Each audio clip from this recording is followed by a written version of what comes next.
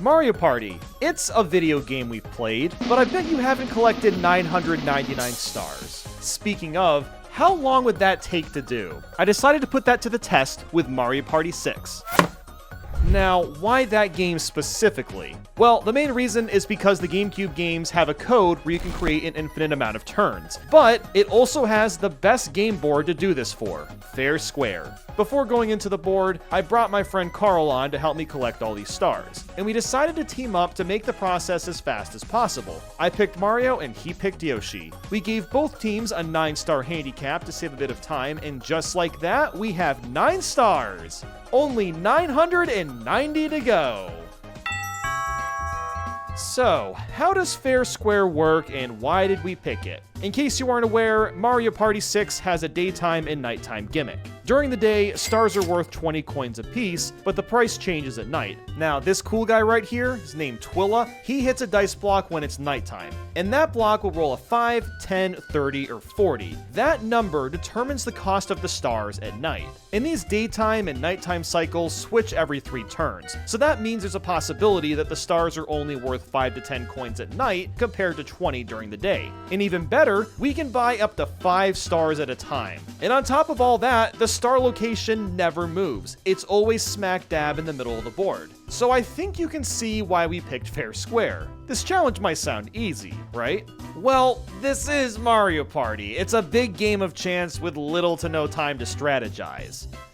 At least that's what we thought at first. We started things off by just running around the board and figuring things out. There's a few interesting spaces to point out here. First, we've got this hat minigame. You take one of your stars and throw it in a hat, then it'll spin around a bunch, and if you guess where it ends up, you leave with 2 stars. So I guess that's somewhat useful, but then it happened. The board switched to nighttime, and Twilla was about to hit his first dice block. Oh man, I hope it's a good roll. I hope we get a... Oh, come on, a 40? Well, that kinda sucks. Or does it?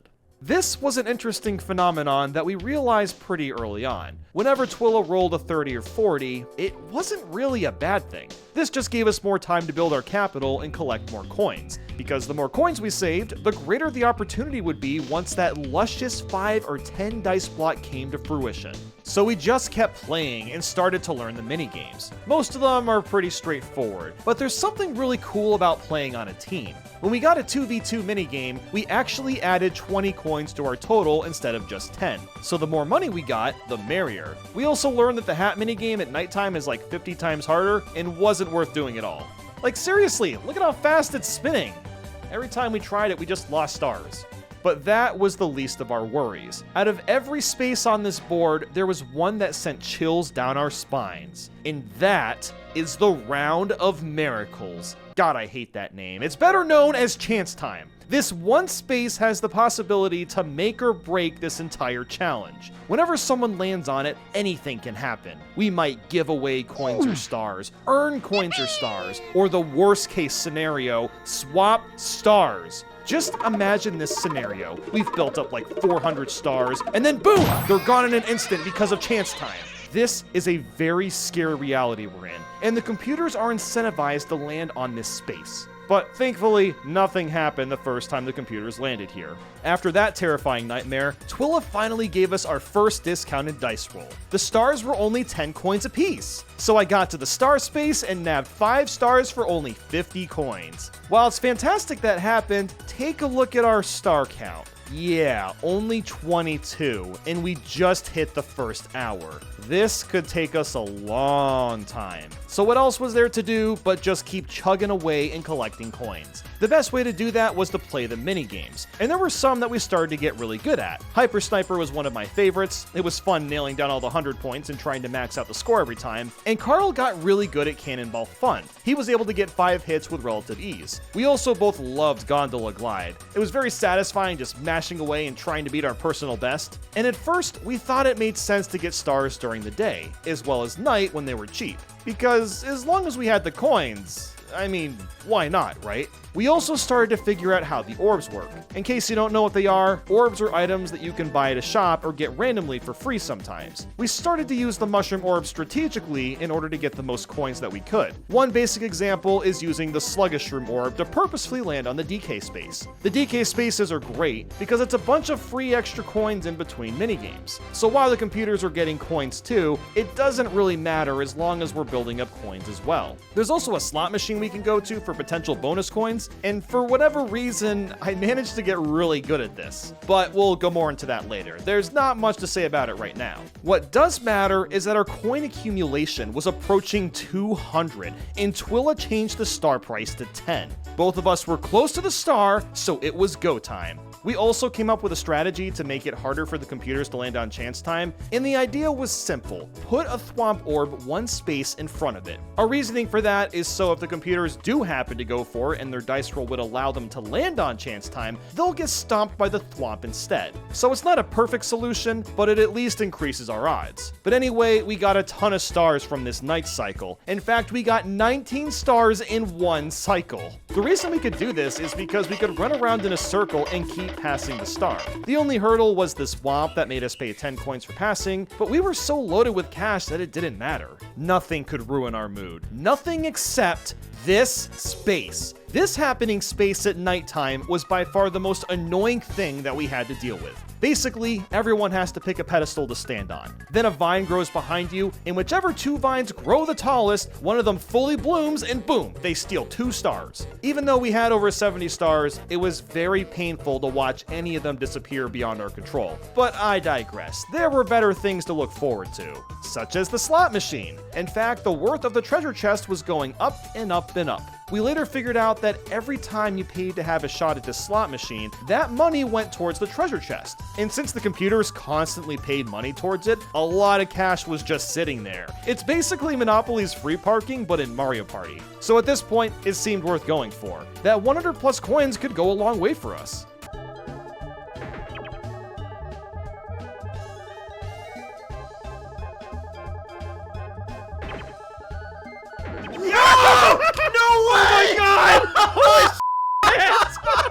Yeah, it was worth it. In fact, I'd figured out a method that worked pretty consistently. So the pictures on the slots always spin in the same order, so I just needed to press A at the right time. When I saw both of these coins on the screen, I'd push A, and then when I saw a coin in a mushroom, I'd push A again. As for this last one, well, honestly, it was just kind of a toss-up, but overall, the strategy kind of worked. After that, we kept buying more and more stars, and eventually made our way to the first 100.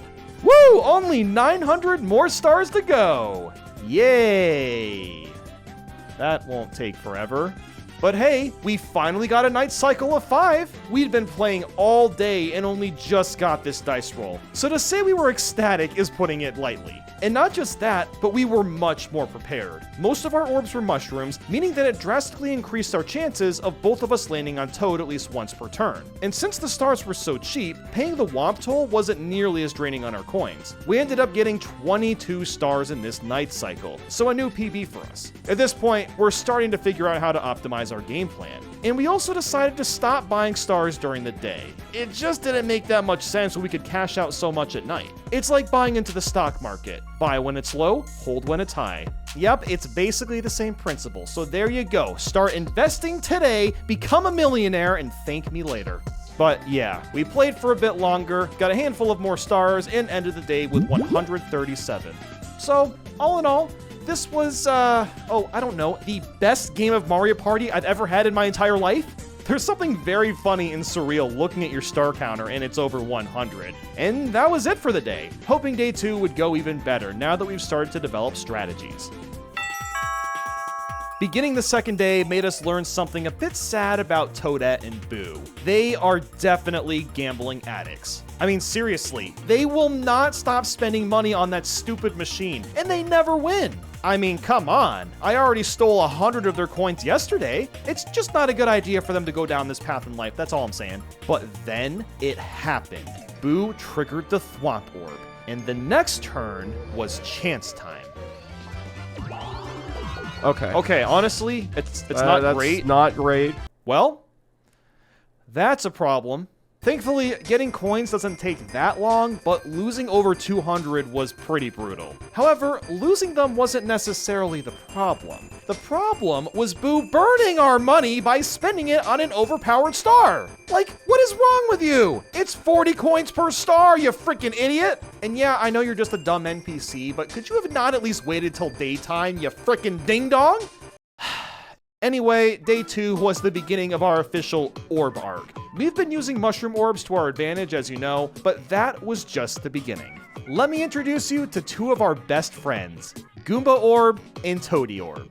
The Goomba Orb will take 3 to 20 coins away from an opponent that lands on it, while the Toady Orb will take away 1 random orb. What's really great about these orbs is that they're permanent spaces that don't disappear unless the other team puts one of their orbs over ours. So we've started to lay down more and more of our own orbs and started to take more real estate on the board. This sped up our coin grind slightly faster, as the computers would sometimes land on a Goomba space and give us a handful of coins. And the Toady Orb was helpful as it prevented the computers from using any of their orbs that they may have picked up. We purposefully put these orbs on the left and top middle sides of the board too, because that was the path Toadette and Boo almost always took. In fact, they never went towards the middle for a star, and probably because they were broke most of the time. As soon as they got money, we would take most of it after a turn or two. And to sweeten the deal even more, when we landed on our own orb spaces, we'd get 5 coins at the end instead of 3 from a normal blue space. So with all these spaces, plus continuing to use our slug shrooms for DK, we were raking in cash at a rapid rate. And that doesn't even include battle minigames. We've played them so much that we'd basically never lose. But our setup wasn't perfect. The bottom of the board was starting to become a nightmare for us. Toadette and Boo have been laying down orb traps left and right, so we decided to just avoid that part of the board entirely. It's not like there was a reason to go down there anyway, unless we wanted to play the hat minigame. But now that we knew how to get like 20 stars in a few minutes, it wasn't worth playing the hat game at all. And next thing we knew, we crossed the 200 star barrier, and oh my god, we were cooking today. I mean, we were getting 5 dice blocks constantly, and oh hey, look at that, there goes the 300 star barrier. I genuinely did not anticipate that we'd get this many stars this quickly. It should be noted that there are videos out there of taskbots playing this same board and getting like 900 stars in 50 turns, but that's a task. A taskbot is going to showcase perfect luck, which will literally never happen in real life.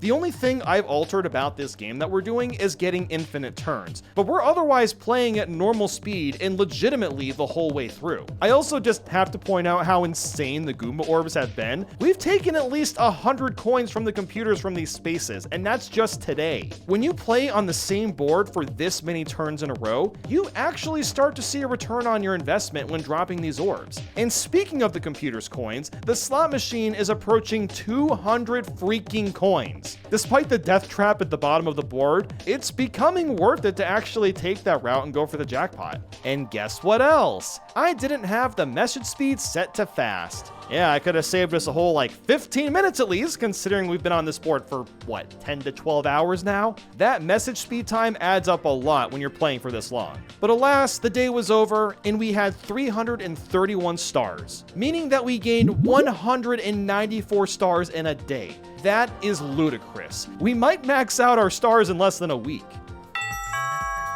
So we're about a third of the way there and have come up with a plan to completely dominate this board. Since laying down orb spaces has been so helpful for us, it was time to lay down more.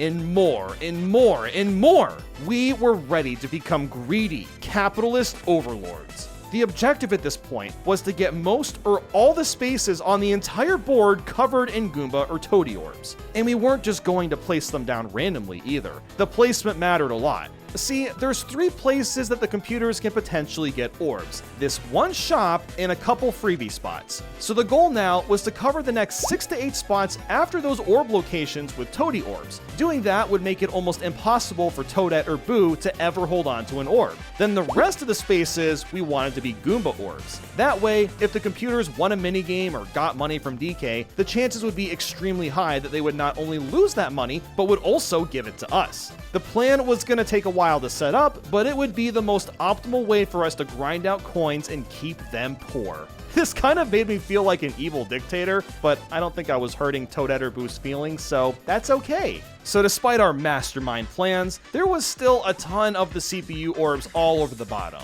And we couldn't just get Goomba and Toadie orbs whenever we wanted. They either had to be in a store nearby, or we had to get a lucky drop at the top. But even still, we were keeping them broke like 95% of the time. And it was getting to the point where even if they stole some of our coins from that stupid Vine minigame, it didn't matter. We would get them back through Goombas in a turn or two. You know we haven't checked in a while though? This slot machine. Let's see how that's oh my god. 245 coins!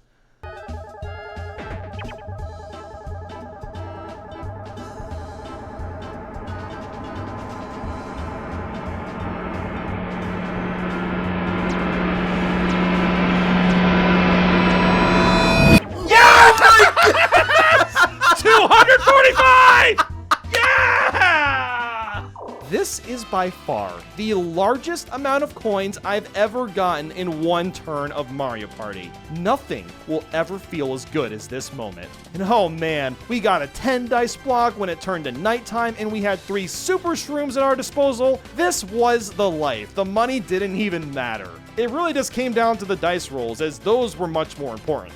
As you'd expect from all this planning, we crossed the halfway point today and got to 500 stars. Never would I have imagined getting 500 stars in 3 days. That's just insane. And we even started to take over the bottom. It's honestly hilarious seeing our red stars just plastered all over the board. It's becoming harder and harder for the computers to hold on to any sort of coins or orbs. This is pure and utter dominance. In fact, it got to the point where we somehow managed to accumulate over 500 coins. We had so many coins that we were trying to decide if we should buy a handful of daytime stars while waiting for a low nighttime block. The theory was if we bought like, let's say 5 stars in the daytime, we'd still have more than enough coins to potentially max out our stars at night. But that theory really only worked if the block was say 5 coins, because 10 coins would still drain us to almost nothing. So after a day of grinding, we ended with 560 stars, meaning we earned 229 stars. This was a crazy day. The fact that we can break 200 in a day is just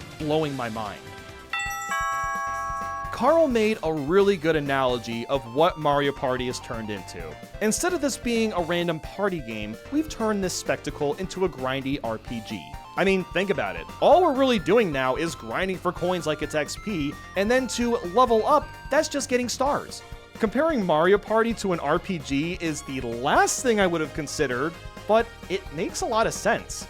At this point, we have the whole board covered in our orbs. If the computers somehow manage to drop one of their orbs over ours, it only takes us a few hours to fill that space back up. The main thing that happened today is that Toadette and Boo's star count has dwindled lower and lower and lower. But that wasn't really the conundrum. We may have finally figured out why Toadette and Boo will randomly go for chance time. So usually both CPUs will just head down in this spot instead of going left, and we originally assumed that it was because of our thwomp space. We figured that we were manipulating their RNG to avoid it most of the time, but no, our thwomp had nothing to do with it. In fact, the CPUs didn't really actually go for chance time. All they wanted was the star space. So if that's the case, why did they almost never go left? Here's the most likely reason. It came down to their coin amount. If they had enough coins for a star, they would go left. If they didn't have enough coins, they would go down. And that's why we couldn't read their pattern at first, because the coin cost changes so frequently. And since we were constantly bombarding them with Goomba orbs, they almost never had enough coins for a star. And they kept taking that path so they would have a shot at the hat minigame. It was technically an optimal route for their circumstances. So once we realized that, we really went all in and made sure all the spaces near that route was Goombas. And you know what that means? We purposefully avoided DK spaces. Now, yes, I know that sounds really weird, but the thing is, if the computers get too many coins, that increases their odds of them going for chance time and taking a left. So we had to avoid it. And that means that coin minigames were also a problem, because everybody gets a bunch of coins no matter what, and we can't control when that happens. So now the goal was to make sure they had as little money as possible, especially when they were getting close to the chance time space. Whether that theory is actually true or not, we don't know, but it does seem to correlate with how the CPUs have been behaving. So with our strats fully engaged, now we just had to sit through the game and do it. And on day 4, the boredom was coming around for the both of us. We both listened to music for most of the day, just because there wasn't much else for us to figure out. We had this game pinned down. Now we just had to pray that we would get decent rolls during a good nighttime cycle. In fact, there was a moment in time where we covered literally every space on the entire board. It didn't last the rest of the game, but it's definitely funny to see our traps everywhere. It's also worth mentioning that we had one of the best nighttime cycles you can possibly have. Now, we've been averaging around 20 to 25 stars at nighttime, but this one near the end of the day was just absurd. We somehow collected 50 stars in one cycle. It came down to having a ton of cash and the both of us getting really good rolls. I don't know if it can really get much better than that. I mean, maybe 60 stars would be possible, but even that might not be doable with our strats. And with that, we wrapped up the day with 766 stars, meaning we collected 206. So not as much as day 3, but we both wanted a bit of a break. Staring at the same board all day can be a bit tiresome, so we ended a little bit early today, hoping to wrap up tomorrow. Hopefully it's not that bad. More than 3/4 of the way there. Surely we'll hit 999 stars today, right? Well, the CPUs certainly aren't. In fact, they reached 0 stars and 0 coins. And that was with a 9-star handicap at the very beginning. They are truly and utterly screwed now. But something truly revelating happened when they dropped to 0 stars.